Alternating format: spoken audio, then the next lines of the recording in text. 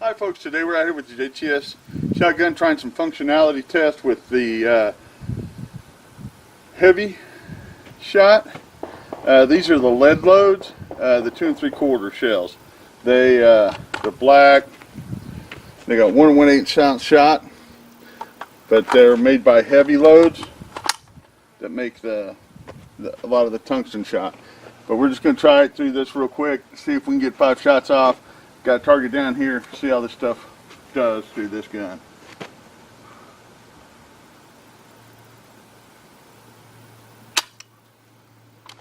I guess first we ought to load one.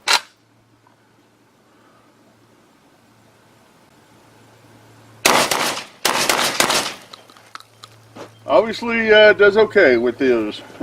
All 5 shots fed fine, and as I say again, that's a heavy shot by heavy shot, and it's the lead size. I believe those were 7.5. So they do function to this gun just fine.